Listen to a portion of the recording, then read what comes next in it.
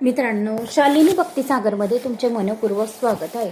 तर मित्रांनो, आज आपण या व्हिडिओच्या माध्यमाने ऐकणार आहोत श्रीमद भागवत पुराण रहस्य। तर कोणी चॅनलला नवीन आलं असेल तर लाल बटनवर सबस्क्राईब करा, ऑलवर क्लिक करा, जास्तीत जास्त जणांना शेअर करा। एक व्यक्ती बी 5-5, 10-10 जणांना रोज शेअर करेल तरी पण आपलं चॅनल पुढे जाईल आणि खूप जणांना कथा ऐकण्याचा लाभ होईल आणि ते पुण्य आपल्यालाच मिळेल। तर आता आपण भागवत पुराणाचा 9वा स्कंद आपला सुरू आहे। आता जर आपण 1 तास पण जर हा व्हिडिओ केला तर आपला 9वा स्कंद समाप्त होईल। बघतो जर वेळ मिळाला तर 1 तास, सव्वा तास, 1.5 तासात जर समाप्त झाला तर आपण 9वा स्कंद समाप्त करून घेऊया आणि मग 10म स्कंद आपण लावू। मग 10म, एकादश आणि द्वादश असे आपले भागवत पुराणाचे 3 स्कंद राहतील 10व्यापासून। तर बघतो वेळवर आहे। आता जर मध्ये कोणी मला बोलवलं नाही, आवाज दिला नाही तर वाचत राहील।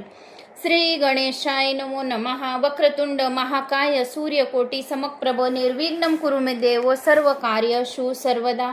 श्री गणेशाय नमः। सरस्वतीयै नमः। कुलदेवताय नमः। गुरुदेवतोभ्यय नमः। शांताकारं भुजगशयनं पद्मनाभं सुरेशं विश्वाधारं गगनसदृशं मेघवर्णं शुभांगं लक्ष्मीकान्तं कमलनयनं योगिर्ध्यानज्ञं वंदे विष्णु भवभयहरं सर्वलोकैकनाथं निवासं। श्री श्रीनिवासा की जय। कोल्हापूर महालक्ष्मी माता की जय। पद्मावती महालक्ष्मी माता की जय।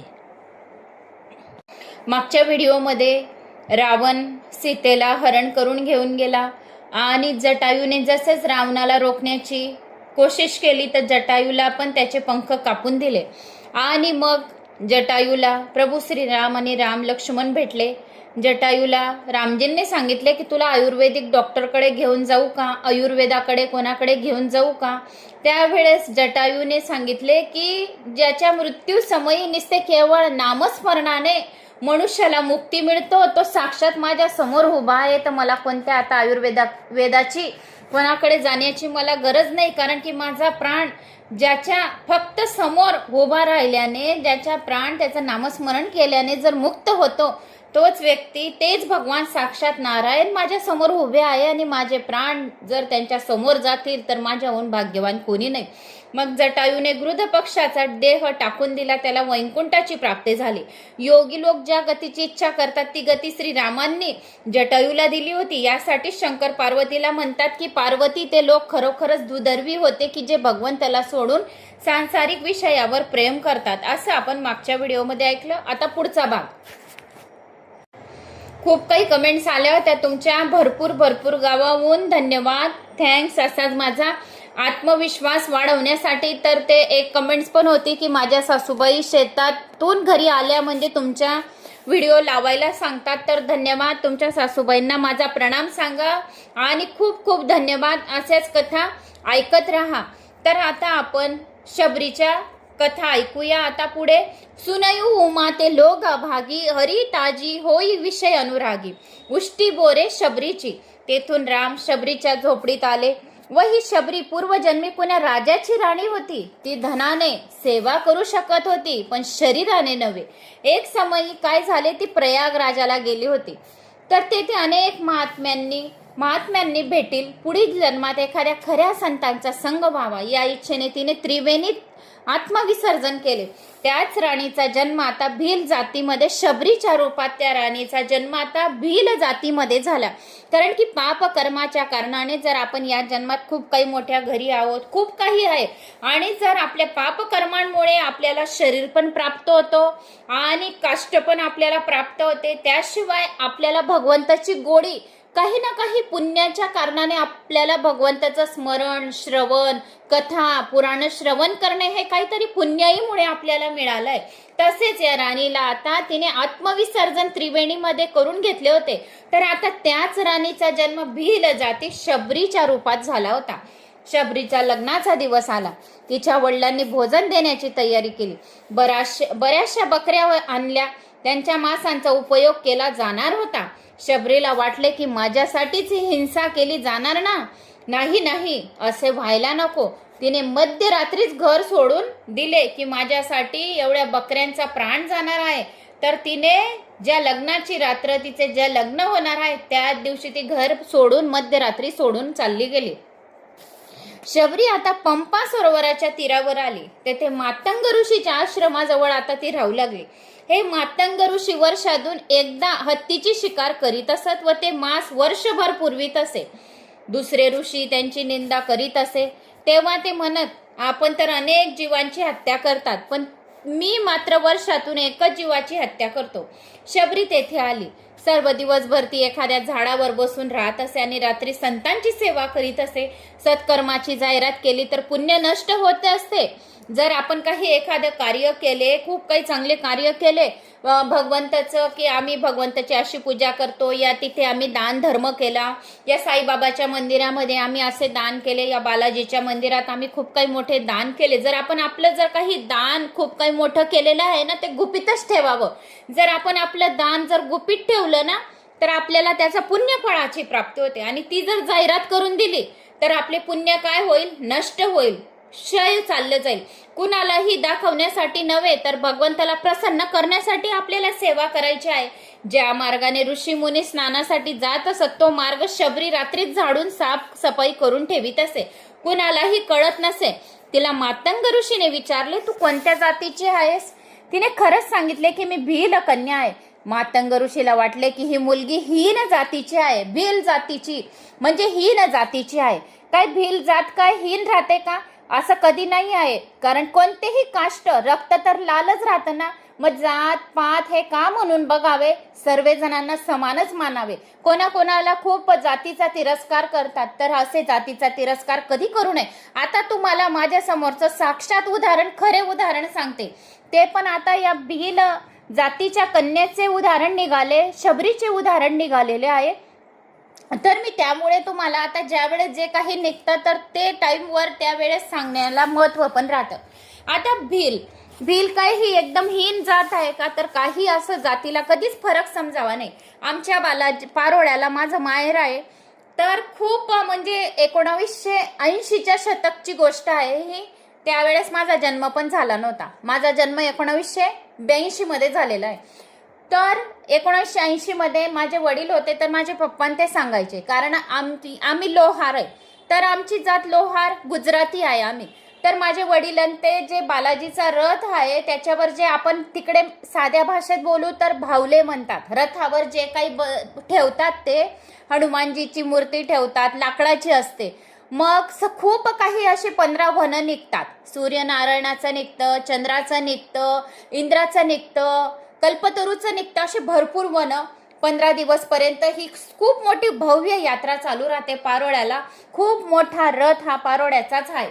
तर 1980ची गोष्ट आहे. तर ज्या वेळेस रथ निघाला होता, रथ हा एकादशीलाच निघतो पारोळ्याला, भागवत एकादशीला. तर ज्या दिवशी रथ ओढायला खूप गर्दी होती, इतकी गर्दी, अनापशनाप गर्दी राहते ना. आता पण खूप गर्दी राहते. आता तर एवढं छान मंदिर बनवून गेलेलं आहे पारोळ्याला. तर जे काही पारोळ्याचे रहिवासी आहेत त्यांना माहिती आहे की पारोळ्याचं बालाजी मंदिर अतिशय फेमस.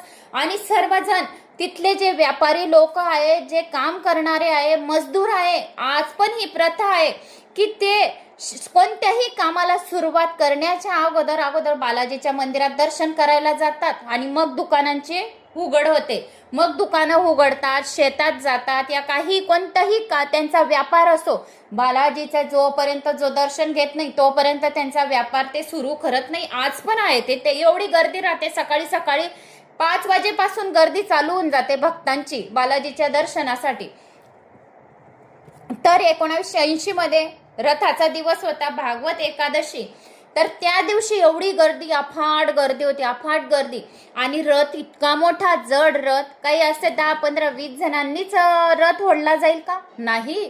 500 लोक, 1000 लोक त्या रथ ओढायला लागतात. एवढ्या जाड जाड दोऱ्या राहतात त्या रथाला बांधलेल्या, आणि त्याच्यावर बालाजी महाराज विराजमान झालेले राहतात. तर ते ज्या दिवशी भागवत एकादशी होती ना, तर 5 वर्षाची मुलगी भील जातीची त्या रथामध्ये चेंजरून तिथं मृत्यू पावली आहे रथाच्या चाकामध्ये. तर आज पण तुम्हाला या भील जातीच्या पोरगीचे त्यावेळेसचे त्यांनी ते हड्डिया जमा केलेले आहे, सुकवले आहे. आणि बालाजीच्या एक चाक आहे डाव्या साईडला, तर आज पण तिथे पोटली बनवून त्यांनी बांधून ठेवलेली आहे. कारण का, कोणाचा आता त्याच्यानंतर कोणाचा मृत्यू नाही झालेला. इतके वर्ष झाले, आता 47 वर्ष झाले, पण कधीच कोणाचा आणि कधी हो बी ना. तर अशी तिची जी पोटली आहे हड्डियांची 15 दिवस पर्यंत पूजा करतात आणि त्या रथाच्या चाकाला लावलेली आहे. विचारून घ्या अजून पण कुठे जर असेल तुम्हाला ही गोष्ट खोटं वाटत असेल तर ती म्हणजे भिल जात, ती मुलगी किती पवित्र, ती मुलगी म्हणजे किती भाग्यवान समजावी की जात भिल, आणि तिला कुठे मान सन्मान मिळाला आहे रथाच्या चाकाजवळ.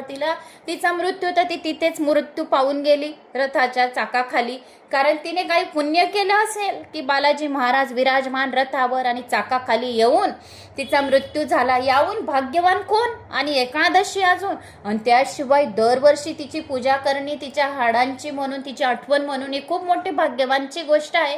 तर ही एक गोष्ट रिअल सत्य आहे तिथली पारोळ्याची. तर आता ही भील कन्या, मातंग ऋषीला वाटले की ही मुलगी हीन जातीची आहे. भील जात म्हणजे अतिशय हीन जात आहे, हीन कर्मी मात्र नाही. पण ते म्हणाले बाळे तू माझ्या आश्रमातच राहणार. शबरी शुद्ध होती तरीही लोक तिची निंदा करत असे की ही भील जातीची मुलगी, आणि ऋषींनी हिला आपल्या जवळ ठेवलेली आहे. की ऋषी असूनही भील कन्येला कसे जवळ ठेवले आहे, ऋषींची निंदा करत, भील जातीच्या मुलीची निंदा करत. ऋषींनी तिला राम मंत्राची दीक्षा दिली. आता ऋषींनी काय दिली, राम मंत्राची दीक्षा दिली. तर आता शबरीचे गुरु कोण झाले, ज्यांनी जो मंत्र ज्याला दिला तो त्याचा गुरु. आता मातंग ऋषी तिचे गुरु झाले, कारण त्यांनी राम मंत्राची तिला दीक्षा दिली, राम मंत्र दिला त्यांच्या कानामध्ये. एके दिवशी मातंग ऋषी ब्रह्मलोकात जाण्याची तयारी करू लागले, तेव्हा शबरीला फार दुःख झाले. ती म्हणू लागली बाबा आपण जाऊ नका ना, तुम्ही गेल्यावर माझे कसे होईल, माझे मन लागणार नाही. ऋषी म्हणाले मी तुला राम मंत्राची दीक्षा दिली आहे ना, कधी ना कधी तरी श्रीराम तुझ्या झोपडीत नक्की येतील. ते कधी येतील हे मी सांगू शकत नाही, पण राम मंत्राचा तुला जो मंत्र दिला आहे ना, तू त्यांच्या नावाचा जप कर. तर मी सांगू शकत नाही ते केव्हा येतील. ते अयोध्यात प्रकट झालेले आहेत. प्रभू श्री रामचंद्रजी हे अयोध्यात प्रकट झाले आहे. जप तप दान तीर्थ इत्यादी सर्व करूनही जर एखाद्या खऱ्या संताची कृपा जर झाली नाही तर ती भक्ती सफल होत नाही. वैष्णव नेहमीच एका आशेने जगत असतात, हे माझे प्रभू मला कधी आपलासा करतील. मोठ्या उत्साहाने सेवा स्मरण करत राहा. मन जर लागले नाही तर सत्कर्म कर. शबरीला खात्री होती की कधी ना कधी राम तर येतीलच. ती जंगलातून बोरे वगैरे फळे आणीत असे, दिवसभर वाट पाहत असे, सायंकाळ जेवत असे, आणि रस्ता असा म्हणजे झाड करून ठेवायची की पूर्ण झेंडूच्या फुलांनी सजवून ठेवायची की माझे प्रभू जर या रस्त्यावर जर येतील माझ्या झोपडीत तर असा तिचा म्हणजे सत्कार करण्यासाठी तो रस्ता संपूर्ण सरळ लाईन पुऱ्या झेंडूच्या फुलांनी रचत असे. रोज झेंडूचे फुलं संध्याकाळ झाली का ते पूर्ण झेंडूचे फुलं उचलून टोपलीत ठेवायचे, अजून दुसरे ताजे फुलं आणायचे, अजून रस्ता बनवायची ताज्या फुलांचा की प्रभू श्री राम माझ्या झोपडीत येतील. तर अशी रोज रोज रोज रोज करायची. कित्येक वर्ष लोटले गेले. तिने हा म्हणजे जे प्रभू श्री रामांसाठी जी सेवा करत होती तिने हे सेवा करणं कधी सोडली नाही. तिला कधी पण वाटत असे की मी पापिनी आहे. तिला कधी कधी असे वाटत होते की मी पापिनी आहे म्हणून माझ्याकडे प्रभू येत नसतील, कारण मी भील जातीची आहे ना, म्हणून माझ्याकडे प्रभू येत नसणार. रामाची वाट पाहत शबरी म्हातारी झाली तरी पण त्या आशेत ती जगत होती बालपणपासून, कारण ती लहानच होती. ज्या वेळेस ती साधू संतांचे सकाळ रात्रीच झाडू वगैरे मारून ठेवत होती तर ती लहानच होती. तिचे लग्न म्हणजे 15 वर्षाची समजून घ्या. तिचं लग्नाची वेळी ती तिच्या घरातून निघाली तर लहान म्हणजे 15 वर्षाची असेल. जास्तीत जास्त अगोदर लवकर लग्न करत होते. तर मग ती रोज आता ती काय झाली, म्हातारी झाली. 50 वर्ष लोटले गेले तरी पण प्रभू श्री रामचंद्रजी आली नाही. तर ती म्हणत होती की मी पापिनी आहे ना, म्हणून प्रभू मला भेटायला आले नाही. रामाची वाट पाहत शबरी म्हातारी झाली. या आशेत जगत होती की माझ्या सद्गुरूंनी सांगितले आहे ना, रामासाठी आणलेले फळे ती ऋषी कुमारांना वाटून देत होती. घटाघटात राम वसत असे. प्रत्येक घटाघटात म्हणजे प्रत्येक क्षण प्रत्येक सेकंद घटाघटात. पहिले घटच म्हणत होते समयाला, घडी नव्हती. तर सूर्यावरच ते घडीचा आकार सांगून देत होते की किती वाजले त्याचा अनुमान अगोदर सांगून देत होते. आज पण आपल्याला माहिती आहे की आपण टार्गेट लावू शकतो सूर्याकडे बघून. ज्यांना टार्गेट लावता येतो ते नक्की सांगून देतील की आता किती वाजले आहे, 4 वाजले, 4:30 वाजले की 5 वाजले. ज्यांना टार्गेट लावता येतो ते नक्की सांगतील. तपश्चर्या केल्याने सिद्ध निश्चित फळ मिळते. घटाघटात राम वसत होती. तपश्चर्या केल्याने सिद्धी निश्चित मिळते. शबरी दिवसभर राम मंत्र जपत होती. श्रीराम श्रीराम श्रीराम. तिचे जीवन जे होते संयमी व सेवामय होते. तिची निष्ठा दिव्य होती. अशांच्या घरी जर राम जाणार नाहीत तर मग कुणाच्या घरी राम जातील? राम लक्ष्मण पंपा सरोवराजवळ आले. तेथे ऋषी मुनींनी त्यांचे स्वागत केले. त्यांच्याकडे रामाला आग्रहाने बोलवले व राम म्हणाले, प्रथम मी शबरीच्या झोपडीत जाईल. सर्व ठिकाणी जो मला शोधतो त्याला मीही शोधत असतो आणि त्याच्याकडे जात असतो. जो मला मनाने भजत असतो, जो मला नामस्मरण करत असतो, तर मी सुद्धा त्यांना शोधत असतो. तर प्रथम मी शबरीच्या झोपडीमध्ये जाईल आणि जो मला शोधतो मी पण त्याला शोधतो, म्हणून मी त्याच्याकडे जातो. राम लक्ष्मण ज्यावेळी शबरीच्या झोपडीत आले तेव्हा ती राम नाम जपत होती. शबरीने दोघांचे स्वागत केले आणि अगोदरच झेंडूच्या फुलांचा तिने रास मांडून ठेवलेली होती. चालतील माझे प्रभू या झेंडूच्या फुलांवर चालतील असे तिने कित्येक वर्ष पुरी म्हातारी झाली तोपर्यंत रोज झेंडूच्या फुलांच्या पाकळ्यांचा रस्ता बनवून ठेवलेला होता तिने. तर मग तिचे स्वागत आता शबरीने केले. बसण्याला उत्तम आसने दिली. भगवान मी जातीने हीन आहे बरा, मी भिल जातीची आहे, तरी पण तुम्हाला शरण आली आहे. राम मला अन्य कोणत्याही प्रकाराचे नाते आवडत नाही. प्रेमाचेच नाते सर्वश्रेष्ठ होय. शबरी बोराचे द्रोण घेऊन आली व चाकून चुकून देऊ लागली. बोरे आंबट दिली जाऊ नयेत म्हणून भगवंताच्या दर्शनाने ती इतकी देहमान विसरून गेली की आपण उष्टी बोरे देवाला देत आहोत याचे सुद्धा तिला भान राहिले नाही. फक्त बोर खट्टे नको माझ्या प्रभूला देताना, म्हणून प्रत्येक बोर उष्ट करत होती, प्रभूला देत होती. तर तिला एवढं पण भान नाही की हे बोर उष्टी आहेत आणि आपण आपल्या प्रभूला देत आहोत उष्टी बोर, याचे सुद्धा तिला भान राहिले नाही. श्रीरामांनी बोरांची मोठी प्रशंसा केली. गोडी तर प्रेमातच आहे. प्रेम कलंकित होऊ नये. ईश्वराजवळ केवळ ईश्वरासाठीच प्रेम करा. महापुरुष वर्णन करतात की बोरे खाऊन रामाने ज्या आठवड्या फेकल्या ना त्याच्यापासून द्रोणागिरी पर्वत संजीवनी वनस्पती निर्माण झाली आहे. या संजीवनीमुळे लक्ष्मणाला जीवदान मिळाले होते. तेच पर्वत द्रोणागिरी पर्वत. खूप भजन करा, खऱ्या साधू संतांवर विश्वास ठेवा. पण शबरीचे चरित्र मानव मात्रासाठी साक्षी रूप आहे. परमेश्वर अवश्य मिळतो असे ते चरित्र सांगतात. श्री राम शबरीला म्हणाले, तुझी काही इच्छा आहे काय? शबरी म्हणाली, या पंपो सरोवराचे अशुद्ध झालेले पाणी शुद्ध करा. एकेकाळी कुणा एका ऋषीने शबरीला लात मारल्यामुळे या सरोवराचे पाणी बिघडले होते. श्रीराम लोकांना म्हणाले, हे पाणी शुद्ध करण्याची शक्ती माझ्यात नाही. शबरीच्या पायाचे तीर्थ जर या सरोवरात टाकले तर हे शक्य होईल. शबरीला या सरोवरात स्नान घातले. परिणामता सरोवराचे पाणी शुद्ध झाले. रामाने शबरीचा सुद्धा उद्धार केला. प्रभू श्री रामाचे दर्शन घेत घेत शबरी योगाग्रीन विलीन झाली. रघुनाथ आता ऋष्यमुख पर्वताजवळ आता आले आणि तेथे सुग्रीव राहत होते. आता शबरी बी काय झाली? योगाग्रीत विलीन झाली, म्हणजे त्या सरोवरातच तेथे तिचा उद्धार झाला. प्रभू श्री रामाच्या दर्शन घेत घेतच ज्याचे नुसते नामस्मरण केले तरी पण तो सर्व पापांपासून मुक्त होऊन जातो.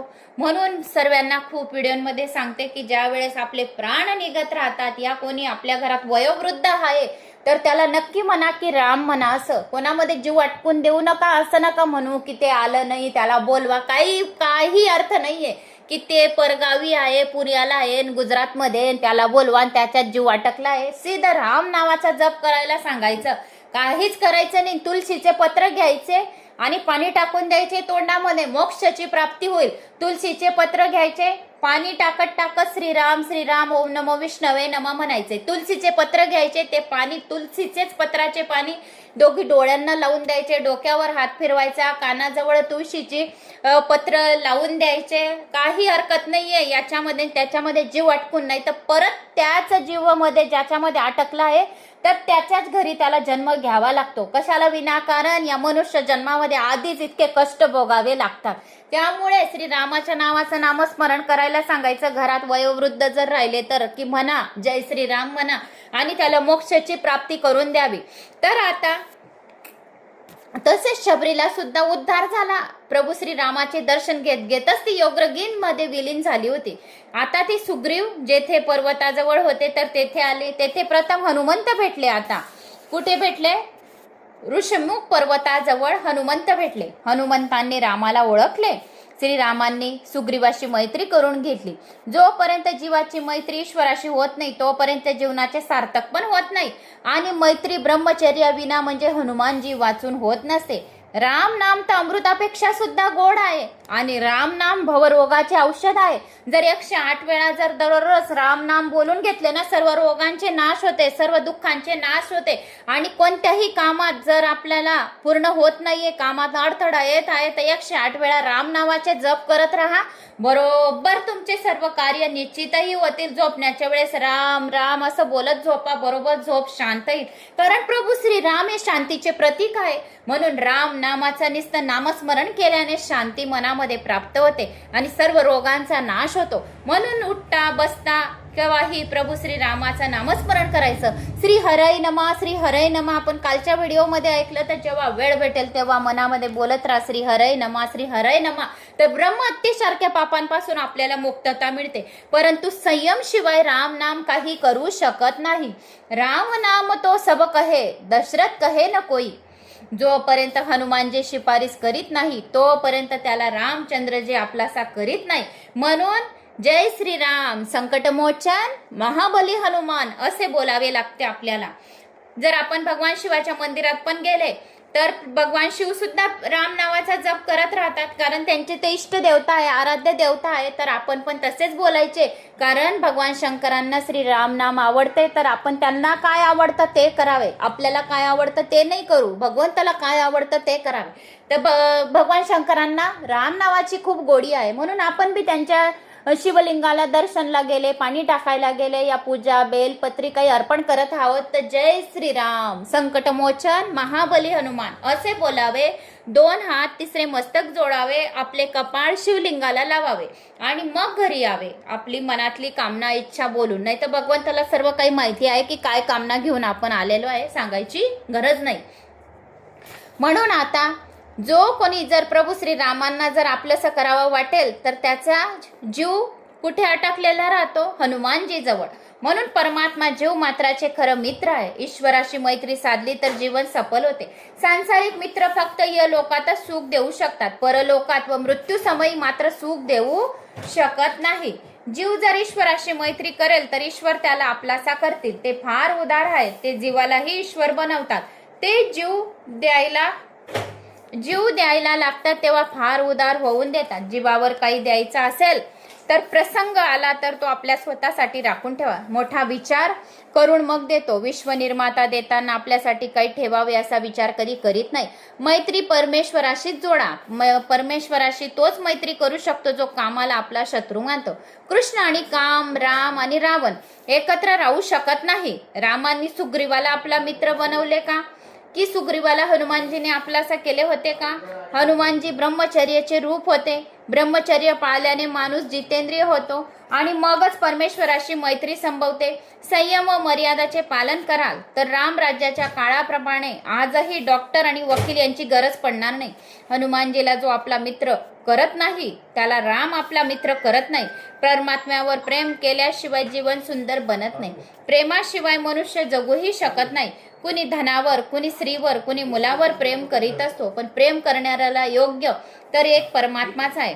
परमात्म्याशिवाय इतर कुणावरही केलेले प्रेम शेवटी रडवतेच. जर तुम्ही परमात्म्याशिवाय कोण्या दुसऱ्यावर प्रेम करणार तर ते प्रेम नक्की रडवते. म्हणून कोणावरही प्रेम करू नका. परमात्म्यावर फक्त प्रेम करा. जर दुसऱ्या कुणावर प्रेम करणार तर रडण्याचीच गोष्ट येईल.